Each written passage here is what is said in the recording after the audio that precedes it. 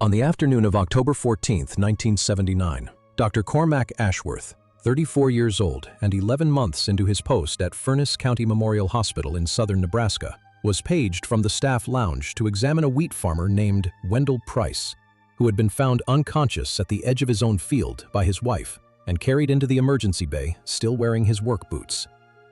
Ashworth cut away the man's shirt to check for cardiac injury and found, instead, a clean, linear mark across the lower abdomen, roughly 4 inches long, that no one in the room could account for. It was not a laceration. It did not bleed. By the third day, it had not begun to scar, had not swollen, had not done any of the things a wound does on its way to becoming a body's memory of an injury. Ashworth would use one word for it in the only recorded account he ever gave, and he would use it so precisely and so often that the word itself became a kind of exhibit. He said, "It would not seal." He kept that word, and the file it belonged to, private, for 41 years. I want to be careful here, at the start, about what 41 years of silence from a licensed physician actually costs a person. It is not a small number. It is most of a career.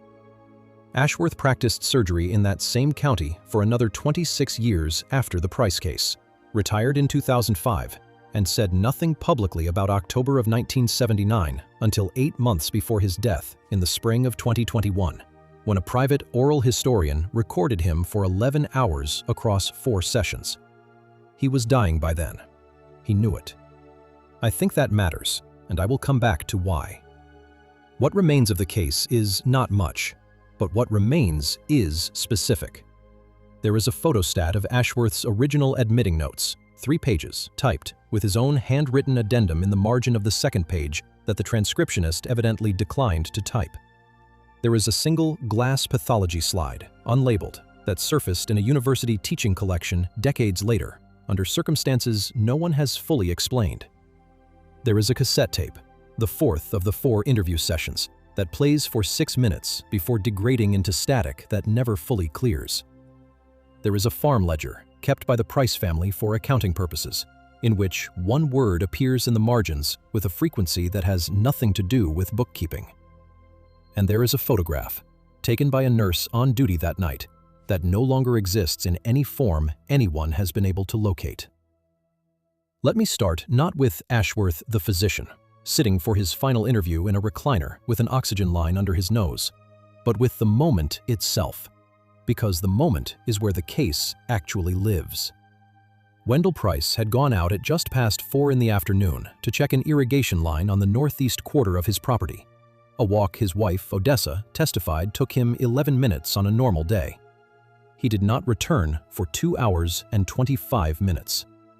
When Odessa Price found him, he was lying on his back between 2 rows, eyes open, breathing shallow, and this detail she repeated to Ashworth and later to her own daughter with the exact same phrasing every time, which is itself a small anomaly worth sitting with. The ground beneath him was dry, in a perfect ring roughly 6 feet across, in a field that had been irrigated that same morning. She said it looked like something had been set down there and lifted away again. Not scorched, not flattened in the way a body falling would flatten wheat. Dry and clean-edged, and dry only there. In the emergency bay, Ashworth's first clinical impression was heat exhaustion, complicated by a possible seizure, and he documented that impression in his admitting note before he had fully undressed the patient. The abdominal mark changed the note. He described it, in the addendum his transcriptionist skipped, as an incision without an incising instrument, his words. Meaning the tissue was parted with a precision that a blade produces and a blunt injury never does, but with none of the associated trauma a blade produces.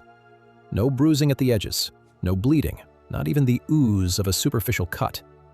The temperature of the skin along the mark, which he checked twice because he did not believe the first reading, was several degrees below the surrounding skin, and stayed that way for 11 hours. Cold there, nowhere else. He ordered blood work that came back unremarkable except for a white count so low it should have alarmed him more than it did at the time, given how calm the patient otherwise presented. He noted, and this is the detail I keep returning to, that the room itself smelled faintly of ozone, the way the air smells after a lightning strike close by, though there had been no storm that day and no equipment running that could produce the smell. A nurse on duty, Louise Fenmore, noticed it independently before Ashworth mentioned it to her, which he considered significant enough to record by name in his own note, an unusual thing for a surgeon to bother doing over something as soft as a smell. The missing time is the part of the record everyone circles back to, because it is the part with a number attached, and numbers are easier to hold on to than smells. 2 hours and 25 minutes unaccounted for. Odessa Price gave that figure to Ashworth the night of the admission, gave it again to a county sheriff's deputy who took a brief report and never filed a follow-up, and gave it a third time, decades later, to her granddaughter, without the number ever shifting. It did not become 2 hours. It did not become 3. It stayed at 2 hours and 25 minutes across 40 years and 3 separate tellings, which is either the mark of a very stable memory or the mark of something that was never really memory at all, but something closer to a fact lodged in place. Not 2 hours, not 3. 2 hours and 25 minutes, every time. I want to walk through what accumulated around that single afternoon, because no one piece of it would trouble anyone on its own. A dry ring in an irrigated field, an ozone smell with no source, a wound that behaved like a wound in every visual respect, and like nothing medicine recognizes in every physiological one. Taken separately, each is a coincidence, an odd afternoon, a story a farmer's wife tells at church suppers for a season and then lets go. Taken together, they begin to look like something with a shape. By the second day, the mark had not changed. Ashworth brought in a colleague for a second opinion, a pathologist at the regional hospital named Dr. Thaddeus Colm, who examined Price in person and took a small biopsy from the edge of the mark, more out of professional unease than any clear diagnostic reasoning, since there was, strictly speaking, nothing wrong with the patient that biopsy tissue would explain.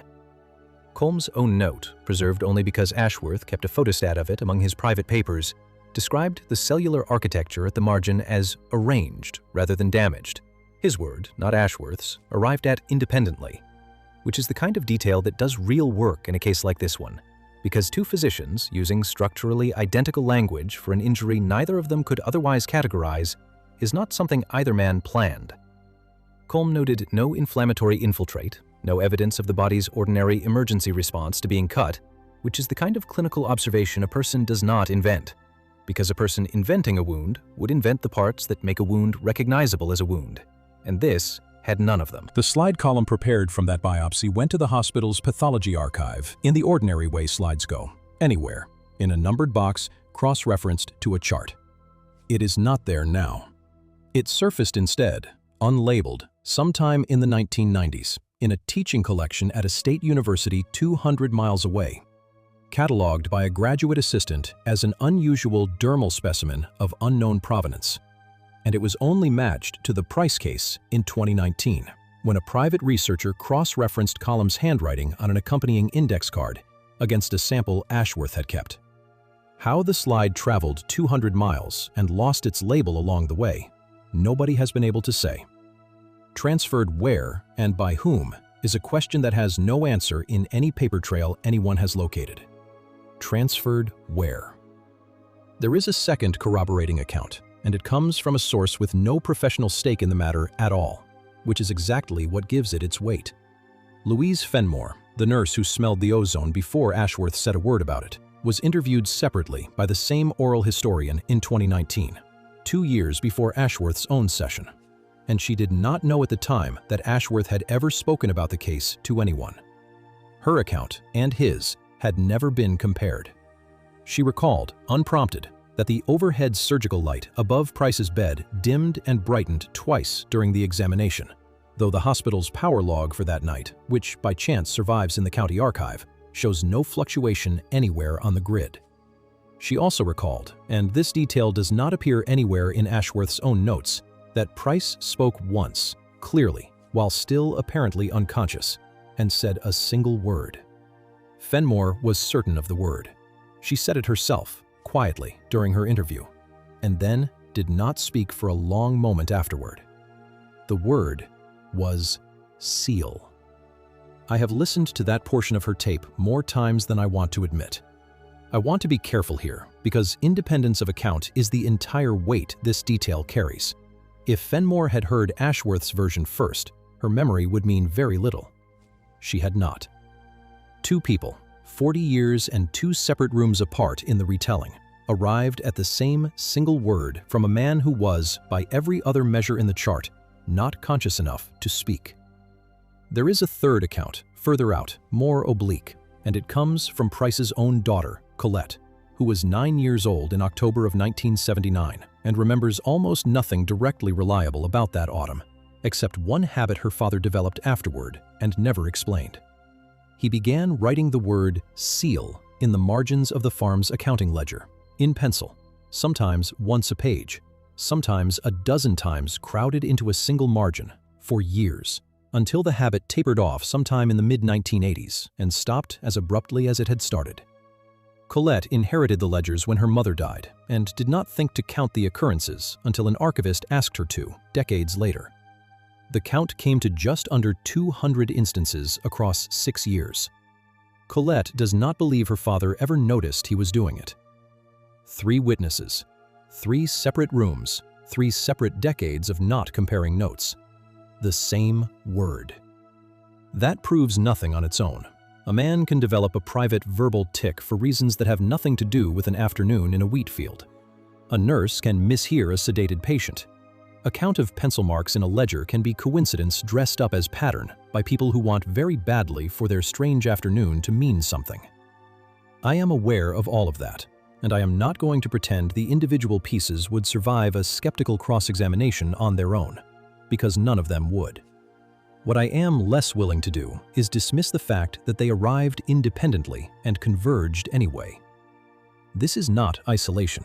This is accumulation. And accumulation is the thing the individual pieces cannot be, no matter how thin each one is by itself.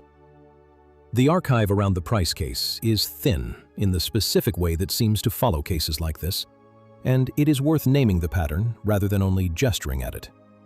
Ashworth's own clinical file on Price is missing 2 of what should have been 5 pages: the discharge summary and a follow-up note he referenced in his 2020 interview, but which does not exist in the surviving photostat. Gone from an otherwise intact folder in a way no one at the hospital can explain by ordinary filing error. Columns slide, as I've said, exists only because it wandered somewhere it should never have gone and got itself recatalogued as something else.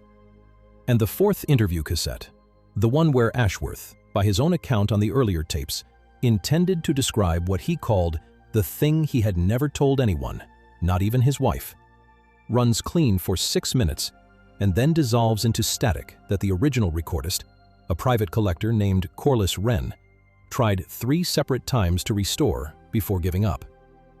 Wren had spent almost 15 years by then quietly gathering rural medical anomaly accounts across 4 states, unfunded, uncredentialed, working out of a converted garage, cross-referencing hospital admission patterns the way other people keep stamp collections. Wren died in early 2022, a little less than a year after Ashworth, with the larger project, the thing all this material was supposedly building toward, still unpublished, its files boxed and now held by a niece who has let almost no one see them. I have seen some of them, not all. There are 3 photographs I have looked at from Wren's boxes that I still do not know what to do with, and I am going to set them aside for a moment rather than explain them now, because I don't think I can, honestly, explain them in the order I first encountered them. I want to turn, instead, to the word itself, because by this point in the record, it has earned the turning. Seal is, on its surface, an ordinary clinical shorthand. A wound seals. A wound fails to seal. Surgeons use the word dozens of times a week without ever noticing they're using it. But it is also, if you sit with it the way I have now sat with this file for a long time, a word about closure in a much larger sense than skin. A seal is what keeps something separate from what surrounds it. A seal is what a document gets when an institution wants to say, "This account is finished. This record is settled. Do not reopen it." What would it mean, I keep asking myself, for a body to encounter something that could open it without violence, and then decline to give it back, the one property every living body relies on to know itself as intact? The capacity to close over what has been done to it. What would it mean for a man to spend the rest of his working life, without ever consciously choosing to, writing that failure into the margins of his own family's ledger, as though some part of him kept trying to finish a sentence his conscious mind had refused to start? I don't think this is a case about an incision. I think it may be a case about the difference between a wound and a boundary, and about what happens to a person who is made to carry, silently, the knowledge that a boundary he trusted absolutely turned out to be negotiable. I am not prepared to tell you that something examined Wendell Price in a way medicine has no vocabulary for.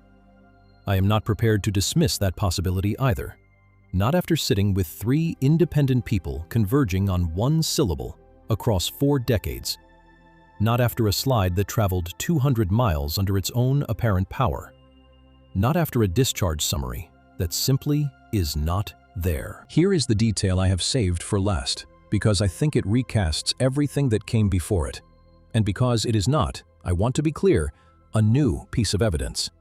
It is an old one, seen correctly for the first time. Colette Price, going through her father's effects after his death in 1994, found among his tools a single item that meant nothing to her for over 25 years. A small tin, the kind that once held pipe tobacco, containing what she assumed was a button or a coin, wrapped in a scrap of cloth. She kept it only because it had been her father's. In 2020, showing it to the same archivist who was, by then, also recording Ashworth, she learned that Ashworth had mentioned an object in his second interview session. A small metallic disc he said he removed from beside Price's cot the morning after admission, cool to the touch in a warm room, which he had pocketed without telling anyone and never logged in any chart, and which he described, almost apologetically, as a thing he had simply never been able to make himself throw away. He physically placed it on the table in front of Wren during that session and said nothing more about it for several minutes. The 2 objects, examined side by side for the first time in the spring of 2020, are the same object. Ashworth had it. Price's daughter now has it. Nobody has been able to identify what it is made of. I have spent a long time now sitting with this account, longer than I initially expected to, and I want to be honest about the shape of what I am left holding. I am left holding a wound that would not close, a smell with no source, a light that dimmed on no failing circuit. 3 independent people arriving at one word. A slide that moved itself 200 miles. A set of missing pages. A ruined tape. And a small, unidentified object that passed silently between a dying doctor and a farmer's daughter 40 years apart, neither of them fully aware the other one had its twin. That proves nothing, in the way any single fact proves nothing. I am not sure it is meant to.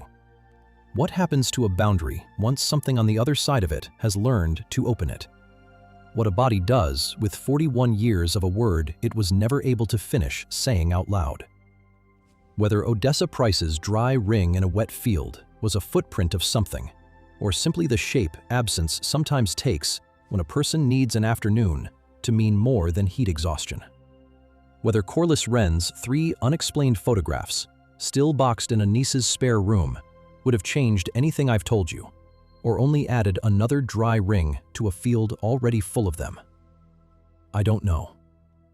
I have listened to the tape until the static in it feels less like an ending than a held breath.